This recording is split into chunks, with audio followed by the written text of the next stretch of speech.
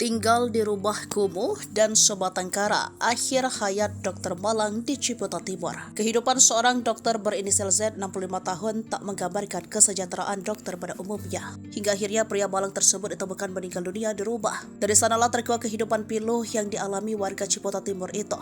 Jasad Z ditemukan warga setempat pada Kamis 11 Januari 2024. Aroma menyengat sudah tercium di sekitar lokasi ditemukan jasad Z. Mengutip Kompas.com, korban diduga sudah meninggal selama 5 hari.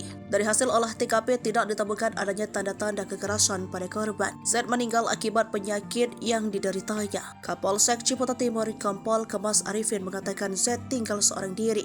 Rumah yang ia tempati ternyata juga bukan miliknya melainkan milik kakaknya. Kondisi rumah juga terlihat tidak terurus sehingga pantas disebut tidak layak huni. Dari keterangan ketua RT setempat terakhir melihat kondisi 2 bulan lalu. Saat itu korban sedang mengalami depresi. Jenazah Z kini dibawa ke Rumah Sakit Fatmawati, Jakarta Selatan untuk keperluan visum et repertum. Sementara dari keterangan keluarga diketahui bahwa korban mempunyai riwayat penyakit darah tinggi.